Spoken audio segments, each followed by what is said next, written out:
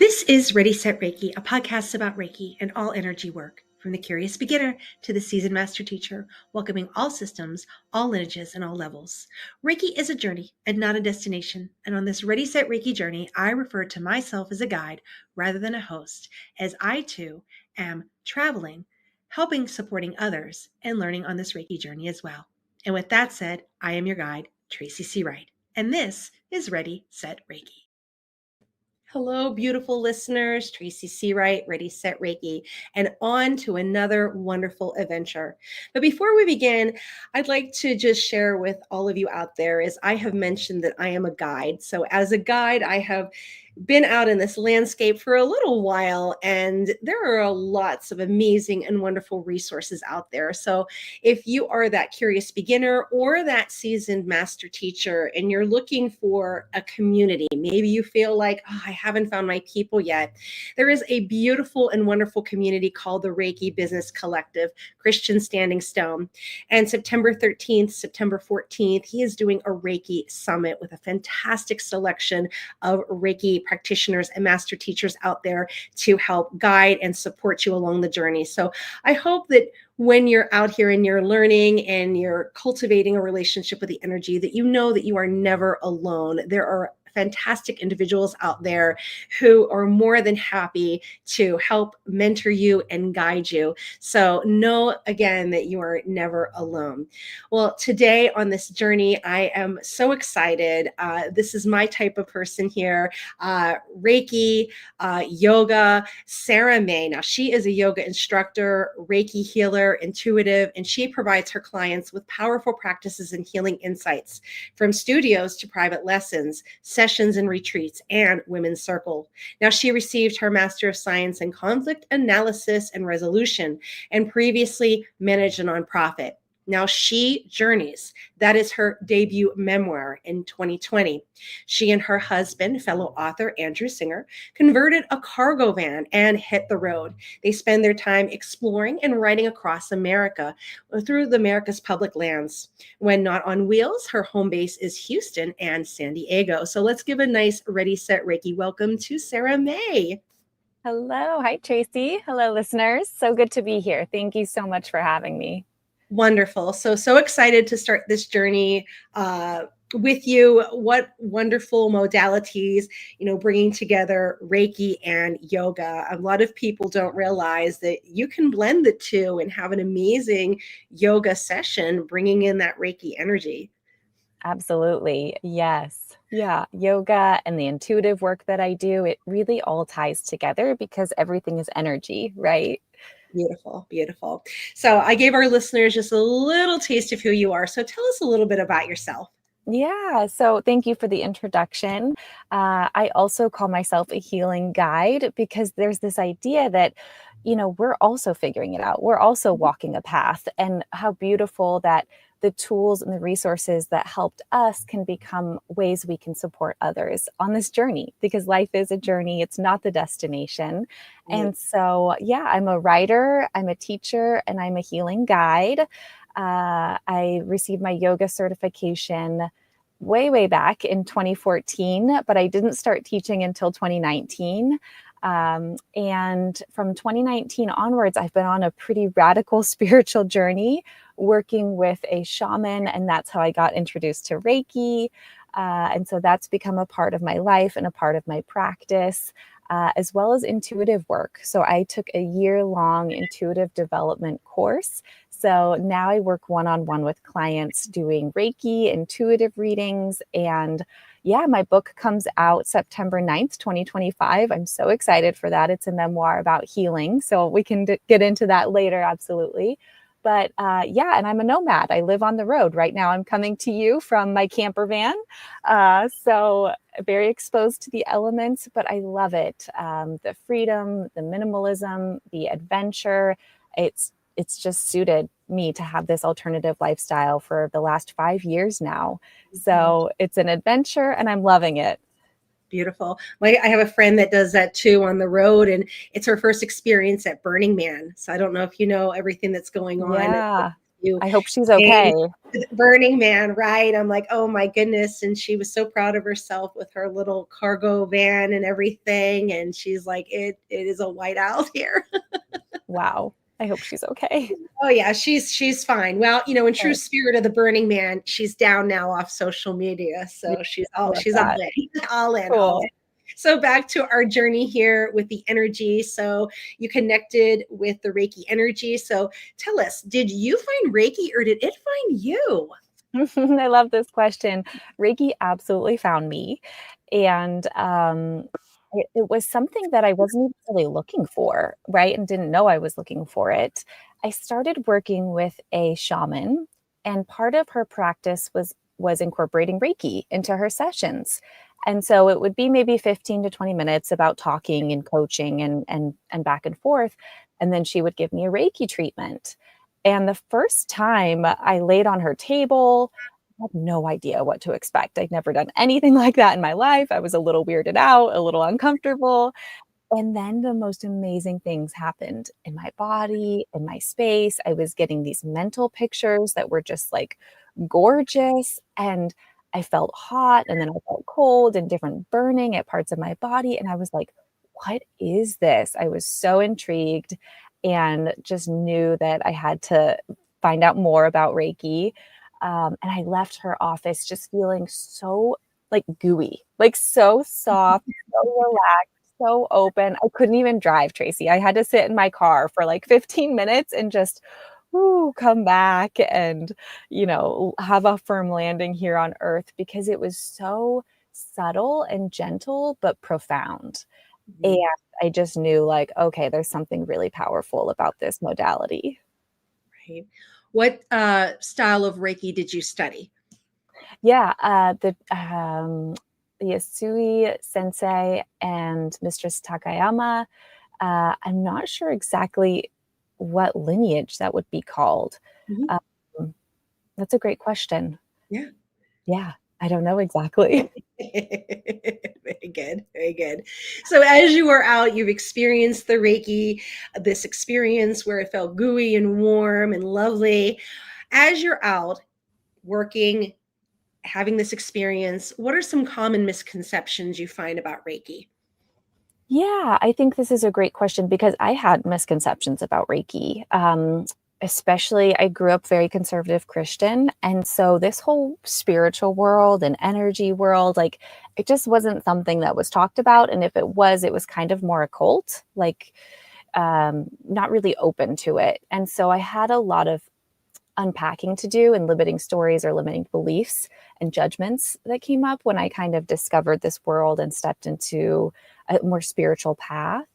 And so I think just being open and asking why not, and let's just try and see, who knows what could resonate with us or who knows what could be the right medicine for us. And so I think some of the misconceptions are that it's kind of woo woo, but actually, like, this is being used in hospice, this is being used in hospitals. My mom got a severe burn and was submitted to the ER, and someone came in and gave her Reiki. And that's when she's like, "Oh wow, like I didn't know that you do this. Like I didn't realize this is a legitimate thing." And Mhm. so kind of getting past some of the myths or the stereotypes to be open enough to ask, "Why not? Let's see what it has to offer." Right. And I love how it's progressing. Social media is really instrumental in mainstreaming this. And like my kids, like I'll ask them, oh, yeah, so and so does this on TikTok, and I know this and that. So it's wonderful that many people wouldn't even connect a burn, right? Because they're thinking, like, oh, emotional, right? And to think, wow, it's being sent in an emergency room for a burn. And that's how the beauty of this. It's really, you're only limited by your imagination, what you can use it for. Absolutely. So, as you're out helping others through yoga, through Reiki, through your intuitive work, what have been some of the biggest challenges you have faced in your own journey? Yeah, this is a great question. When I first started out, I mentioned I was raised pretty conservative Christian, and I just faced internally and externally quite a bit of judgment around this work, around this path. And so it really had to become something that I was so passionate about it that it didn't matter what other people said or thought. It really had to come from my own sense of like, this feels right and true for me, and honoring that despite what anybody else said or thought or the opinions. And when we get to that place of acceptance about knowing and following what feels true for us, that's really powerful. And I would say it was kind of an initiation into trusting myself and following the right path for me. And everybody's path looks different, right? And that's beautiful. We all are here to have different journeys and experience different things. But when we finally get that feeling of walking our path and being on our path, I mean, Tracy, I'm sure you know, there's nothing like it. Like, you just have this peace and this knowing, even if there's challenges, which of course there will be, it still feels right. It still feels worth it because you just know that this is what you came here for. Right. And in my experience with yoga and with Reiki, I've encountered individuals, just hearing the name yoga, hearing the name Reiki causes and stirs emotion. Like, you don't get this reaction when you say the word massage or going to a hairdresser. And I grew up in a very Christian home, and it was frowned upon for Reiki and for yoga especially. And my mother's she never approved of it. And I even tweaked my yoga practice so that I wouldn't do certain asanas that would have been part of, say, a ritual. And it still wasn't good enough. I even went so far as to do like Christian yoga. And my mother's reaction was, well, I don't see how you saying some Bible verses, doing a sun salutation makes this Christian. So I completely understand just the word, and it just invokes in people these reactions, from, okay, well, that's Hindu, or it's this, or it's not a part of my religion. And it's so much different than that. I mean, we want to honor the lineage, but at the same time, it's bringing meaning to what it means for you. So kudos for that. That was a struggle in my beginning as well, because I had the family that said, no, that's not what we do. You sit and you pray and you're not doing these things. But I knew that there was something more, and a connection, and a deeper connection. And who was anybody else to say that when I'm in these asanas that I'm having that spiritual time, right? That connection. Yeah, absolutely. I love that you shared that. And it's so interesting because, like, Reiki, for example, this hands-on energy healing, like, they do that in church. They Yeah. heal with their hands, right? Like, who's to say it's different? And like yoga, for me, I felt safer in a yoga studio than I ever did in a church. Mm-hmm. And so that for me was like, what is this about? Why do I feel that way? And so finding those places where you feel that safety and that resonance can be so powerful. Okay. So you had mentioned that you had connected with a shaman.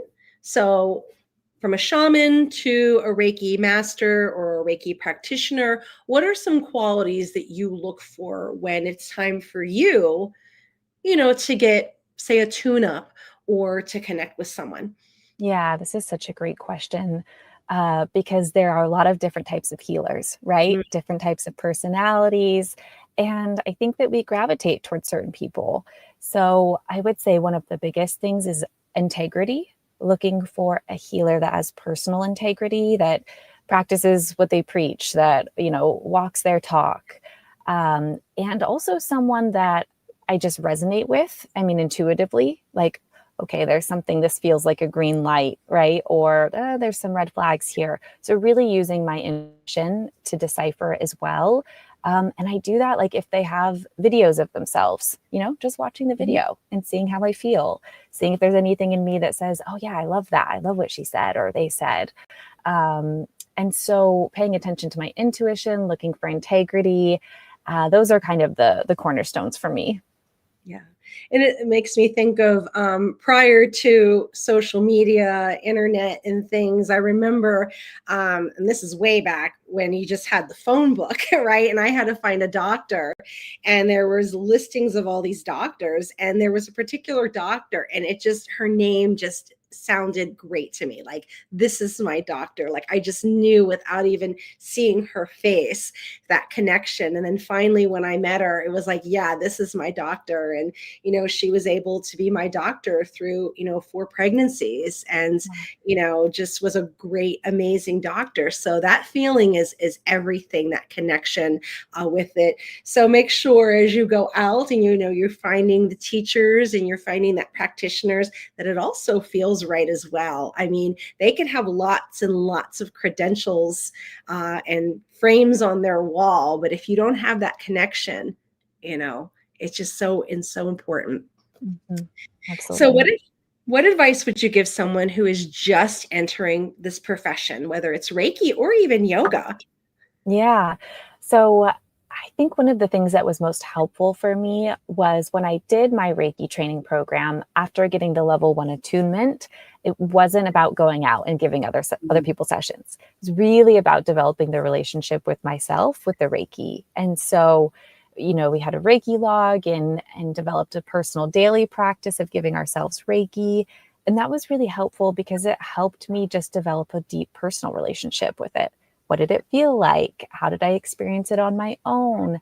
And I really believe that that's so important because that becomes the foundation of your practice to share it with others. It wasn't until the level 2 that I actually began experimenting, with channeling and sessions for other people, but developing that really solid relationship first on my own. And so taking your time with any new skill or tool that you're learning or coming into, and developing your own yoga practice, developing your own Reiki practice, seeing what feels good, learning the different hand signals and practicing the symbols. So just taking your time with it and really developing that one-on-one, because it is a different type of energy, right? And so connecting with it in that way and building that foundation. Right. I know when I began, it was kind of this fire energy. Everything was coming and happening so fast. And 5 years into it was like it just kept coming, coming, and coming. And it got to, and you may have experienced this, where your own personal yoga practice starts to suffer because you're teaching way more than you are practicing in yourself. And as you go along, if you find yourself with this abundance, maybe perhaps intuitive, you're a master manifester, and you're finding, wow, the clients are coming, the students are coming, the classes, the opportunities, it's okay to pause and just reset. And I have found, before we began our journey today, we talked about like my great upheaval. And part of that is pausing a little bit, pausing and redirecting things and taking and going back to the basics, like bringing in the precepts and taking time to let's reconnect with the energy again and slow it down, because I was connecting so much to others that it was time to kind of bring it back again and circle around. So those bold decisions to say, you know what, I really need to care for myself is so important and instrumental. It's not always about putting that Reiki cape on and saving the world, right? You got to get yourself together as well. So what books do you recommend? Yeah, great question. So there's quite a few about Reiki and energy healing if people are curious, that offer like just a great introduction. Healing hands, Reiki, introduction to Reiki, Reiki for beginners. But I also really love pairing that with learning about energy and especially energy and how it affects the body and the system overall. So Carolyn Miss has some great works. She's a medical medium, and her books are really, really helpful, especially for me, just in terms of energetically how different things impact our bodies and where they sit in our bodies. And so that's been especially helpful because I just feel more like aware, of what the energy could be doing. And so that's been really helpful, those two books. And I would say those are the main things. I wanted to share something else, but it slipped my mind. So we'll move on. Perfect. So do you offer classes, trainings, events? Yes, I do. So I offer one-on-one sessions with people, either doing Reiki or an intuitive reading or a combination of both. I also do monthly women's circles. So this is where a group of women can come together, come into community, get an intuitive reading, and have the space just to connect and have a safe space to be seen and be witnessed and talk about things that might be going on in their lives. And then I'm creating a divorce ritual. So this is going live on my website soon. I'm so excited about this. It's something that I write about in my book, how when I got divorced, I needed so much more than a piece of paper saying that I was separated. That didn't feel like closure to me, especially energetically or in my body or in my heart. And so many years after my divorce, I created this ritual where I went to the same beach that I was married at. I burned the vows that my ex husband and I had exchanged. I read new vows out loud to myself. I burned the ashes I released to the ocean, and it was really powerful in terms of finding that closure that I needed and calling my power back in a sense. It was almost like there was a version of me that was still on that beach, waiting and waiting for a promise that was never going to come true. And so I really believe in the power of a ritual to help us find peace, clarity, closure, to move on from something. So I'm really excited about this divorce ritual that I'll be releasing soon to hopefully help support others in their own journey of healing after a divorce. Beautiful. So where can we find you? Online and in person? Yeah, so you can find me at shejourneys.us. I'm also on Instagram under that same handle at she_journeys.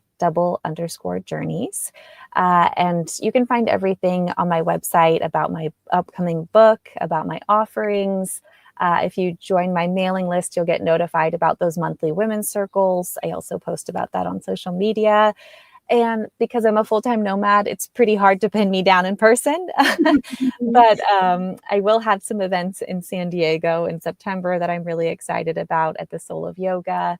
And so depending on where I am, I would love to do local events, but you know, this lifestyle is not great for being rooted somewhere. All right. Well, that ends our first part of our journey together. And I'm going to guide you into the second part, which are questions from social media and Reiki students. So, number one, you touched on it a little bit, but we're circling it back around. Tell us a little bit about your women's circles. Yeah, so I primarily put this out on social media, my newsletter. It's a free space, so anyone can join. And what you can expect is coming together on Zoom. So this is a virtual gathering. And everyone has the opportunity to bring a question, something that they're curious about, something that's going on in their life. And it's really sweet to be in community, because what happens when I channel an intuitive reading is that usually something comes through that's for other people in the group as well, right? And so I channel maybe 10 minutes per person of whatever is coming through, whatever information is coming through. And then there's an opportunity to discuss, to share, to ask follow-up questions, and just connect. I think creating these spaces is really important because it's not so often that women can come together and soften into those spaces and have that intuitive channeling and connect, even if it's just a stranger. With intuitive readings, you're really kind of tapping into the heart and soul of something. There's no surface level conversation. There's no shallow conversation. It's really like, oh, I see you're really struggling with self-worth. And who Sure. can't relate to that, right? So Yes. so it really helps to have these universal things that we're all working on, we're all moving through, witnessing them in one another, and then being able to say, oh yeah, me too, is really, really helpful. Beautiful. Well, thank you for holding space like that and giving individuals an opportunity to come together in a community. So as we began the journey talking about, how important community is, to never feel that you are alone. Yeah, absolutely. Number two, your book. What inspired you to write She Journeys? Yes, thank you. I'm so excited to talk about this. It's been a huge labor of love. I spent 4 years writing this book, and it's a memoir about my first marriage, the way it imploded, and my divorce, and a long healing journey that I embarked on. And so I always knew that I would write a book. I know that sounds funny, but I've kept a daily journal since I was a teenager. Writing has just always been my way of processing and grounding down and making meaning. And so when my divorce happened, I knew one day I would write about it, if only just for my own healing, if only just for my own process. However, it took many, many years to get to a time and space in my life where I actually could begin the writing. So van life has been amazing because this has been the time and space that I needed to be able to write my book. So the book chronicles my marriage, a lot of marital trauma and abuse that occurred, the divorce, and a 10-year-long healing journey. There was traveling across the country alone, backpacking, camping, trying to bury the pain for a little while, pretending that it didn't exist until it bubbled up in a way that showed me we can never just bury the past, right? It always comes up to be dealt with. And so I started the healing work. I went to traditional things like talk therapy, and EMDR. And then we got into the alternative because I figured, why not? Anything that helps me heal and find peace can be medicine. So that's when I started working with a shaman, and I found Reiki, and I started sitting in plant medicine ceremonies. Yoga was a huge part of that. So it's really beautiful that all of the things that helped me heal along the way, I've now incorporated in my offerings to share with others because I know that they worked for me. I know how powerful they can be. So my book, She Journeys, chronicles all of this, and it ends with moving into a van and where I currently am in life, which is happily remarried and, gosh, living a dream that I didn't know I would ever get to live. Wow. Isn't that wonderful? I mean, I'm sure you never imagined 10 or 15 years ago you'd be here today and doing the work that you're doing and traveling. I mean, how different that looks. But you kept on the journey, you kept moving forward, you kept trying different modalities to find that one that worked for you. And you took it a step further by being of service for others as well. So that's where the deep healing happens there. So kudos for that and everything that you're doing to help individuals out there. Thank you. Thank you so much. Number 3, you touched on this a little bit, but can you share a little bit about the divorce ritual and how it has helped you and how it might help others? Yeah. Yeah. So I think this idea of having a ritual, especially after something so significant, right? When we get married, there's some type of ceremony, whether that's your traditional big ceremony, hundreds of friends and family and an officiant and all the vows and the exchanging of rings. These are all rituals, right? And we're making a commitment that we believe will be forever for the rest of our life. So energetically, there's really big things happening when we do that, when we make that kind of commitment. And then when we get divorced, there's nothing. So that doesn't really, for me, feel like, okay, energetically, I had all of that and now I'm just done. So I really didn't feel any type of closure. And I'm the kind of person where I need something solid. I need something to cement that was that chapter. And now I can move forward fully. Otherwise, energetically, I'm still carrying things. I'm still somewhere in my body carrying that promise, that commitment, or just the memories of grief or pain or, the sadness of what I thought was going to be the rest of my life. And then this person who turned out to break our wedding vows in every way possible. So buried in our bodies is memory, right? And so it took a long time for me to realize that I needed more. I didn't do my divorce ritual until 7 years later. And that was only because I had put off healing for so long. But every time I drove past the beach where I was married, I felt sick to my stomach. It was like a kick in my gut. And I would have this visceral reaction. We would call that a trigger. And so I realized, oh, there's a place to revisit. There's still a place to call back my power from and to integrate more. And so designing this ritual, and I was very intentional about how I approached it. And I just asked my parents to join me, which felt very fitting. I'm very close with my parents. They were there on my wedding day. And they were so supportive and helpful to me in the healing process. So it felt so sweet to go back to the same beach with them, have them serve as witnesses for this new vow, right, that I was offering up to myself and to my journey, and just speaking out loud that I let go that part of my life with forgiveness, and I start this new chapter. That part of my journey is now finished and complete. Really like naming these things out loud and intending them and meaning them. Wow, it felt so powerful. I felt this shift.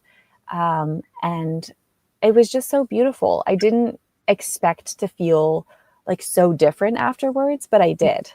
And so that kind of cued me in like, oh, there's something really powerful here about bringing in a ritual to help close a chapter of our lives and to create space for the rest of our lives, right? Anytime we burn or release something or let something go, space is created. So what are we calling in? What are we welcoming in? And this ritual really felt like doing that in a big way. So I'm so excited to hopefully support others as they design a divorce ritual that feels right for them. But, rituals like this can be used for anything, for grief, for a full moon, for transitions in life, just to help us get intentional and maybe release something or welcome something in. So I'm a big believer in the power of ritual. Right. I mean, as you look back, the whole process, I mean, as women, even from a young age, it was like, okay, well, you'll go to school, you'll get married, and you have this kind of almost cultural way of having your life set up and all of the experiences that lead up to the actual ceremony of the wedding, from the showers, right, the events and the bachelorette party, and then having that ceremony. And then when things don't work out, I remember when I had gotten a divorce, you go into the lawyer's office, you sign the paper, and that was it. And you're just like, what do I do with this now? And how different it would have been for me years ago if there was some kind of closure in that way, and for you taking to that exact moment on the beach and having your parents there to have that closure. There wasn't even a thought of what should I burn? What should I do here and there?